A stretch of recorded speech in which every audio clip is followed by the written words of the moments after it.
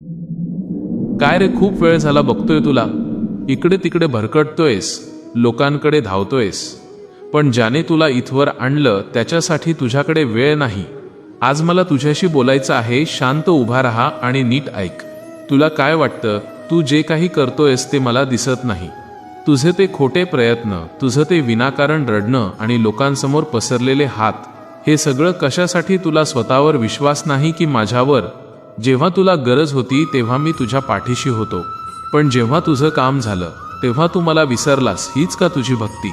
लक्षात ठेव, वेळ कोणासाठी थांबत नाही आणि माझी कृपा सुद्धा फुकट मिळत नाही. जर तुला वाटत असेल की तू एकटाच सगळं करू शकतोस तर जा, करून बघ. पण ज्या दिवशी हरशील ना, त्या दिवशी पुन्हा याच उंबरठ्यावर यावं लागेल. वेळ आहे. अजूनही स्वतःला सावर. लोकांच्या मागे धावणं बंद कर आणि स्वतःच्या कर्मावर लक्ष दे. तुला वाटतंय ना की सगळं संपलंय, आता मार्ग उरला नाही. पण अरे वेड्या, ज्याने सृष्टी रचली त्याला तुझा छोटासा प्रश्न सोडवता येणार नाही का? पण तुझा अहंकार आडवा येतोय. तू म्हणतोस मी केलं, मी मिळवलं, पण जेव्हा अपयश येतं तेव्हा मात्र तू माझ्याकडे बोट दाखवतोस. ही कसली रीत तुझी? आज सांगतोय, नीट मनात साठवून ठेव. आयुष्य ही काही खेळाची जागा नाही जिथे तू रोज नवीन सोंग घेऊन वावरशील. तुला बदलावं लागेल. तुला तुझे विचार आणि तुझी नियत साफ ठेवावी लागेल, तरच हा स्वामी तुझा हात धरेल. उगाच देव्हाऱ्यासमोर बसून तासनतास माळ ओढण्यापेक्षा बाहेर पड आणि दुःखी माणसाच्या डोळ्यातले अश्रू पुस. तिथे मी तुला भेटेन.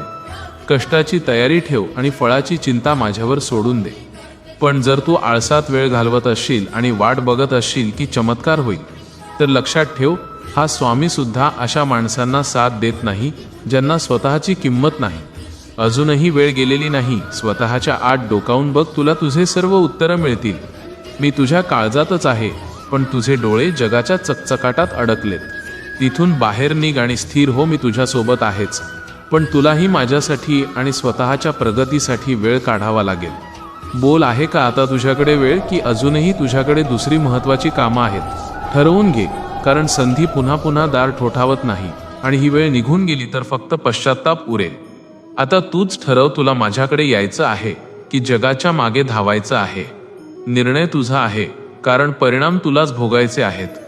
बोल, आहे का वेळ, की अजूनही तू तसाच राहणार आहेस? मघाशी विचारलं तेच पुन्हा विचारतोय.